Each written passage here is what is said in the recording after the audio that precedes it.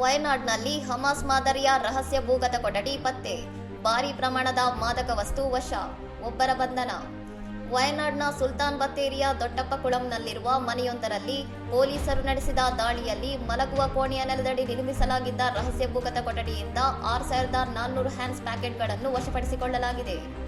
ಬೀರು ಅಡಿಯಲ್ಲಿ ಅಡಗಿಸಿಡಲಾಗಿದ್ದ ಈ ಹಮಾಸ್ ಮಾದರಿಯ ಭೂಗತ ಕೊಠಡಿಯನ್ನು ಪತ್ತೆ ಹಚ್ಚುವುದು ಕಷ್ಟಕರವಾಗಿತ್ತು. ಬಿನಾಚಿ ಮೂಲದ ಹ್ಯಾರಿಸ್ ಎಂಬಾತನನ್ನು ಈ ಪ್ರಕರಣದಲ್ಲಿ ಬಂಧಿಸಲಾಗಿದೆ. ಮನೆಯ ಪ್ರವೇಶ ದ್ವಾರದಲ್ಲಿ ಮಾಷಲ್ಲಾ ಎಂಬ ಸ್ಟಿಕ್ಕರ್ ಇರುವುದು ಗಮನ ಸೆಳೆದಿದ್ದು, ಇದು ಈ ಹಿಂದೆ ಟಿಪಿ ಚಂದ್ರಶೇಖರನ್ ಹತ್ಯಾ ಪ್ರಕರಣದ ಆರೋಪಿಗಳ ವಾಹನದಲ್ಲಿ ಕಂಡುಬಂದಿದ್ದ ಸ್ಟಿಕ್ಕರ್ ಅನ್ನು ನೆನಪಿಸುವಂತಿದೆ ಎಂದು ವರದಿಯಾಗಿದೆ.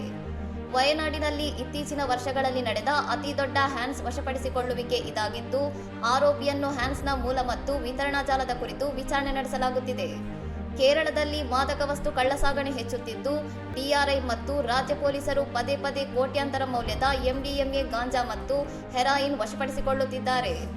ಬೆಳೆಯುತ್ತಿರುವ ಮಾದಕ ವಸ್ತು ಪಿಡುಗನ್ನು ನಿಯಂತ್ರಿಸಲು ಸರ್ಕಾರವು ಮೇ 2026ರಲ್ಲಿ operation Toofan the narco hunt ಎಂಬ ವಿಶೇಷ ಕಾರ್ಯಾಚರಣೆಯನ್ನು ಆರಂಭಿಸಿದ್ದರೂ ಇಂತಹ ಪ್ರಕರಣಗಳು ಮುಂದುವರಿಯುತ್ತಿರುವುದು ಆತಂಕಕ್ಕೆ ಕಾರಣವಾಗಿದೆ. ಇನ್ನಷ್ಟು ಸುದ್ದಿಗಳಿಗಾಗಿ ನೋಡ್ತಾ ಇರಿ ಸೌರಂ ಟಿವಿ.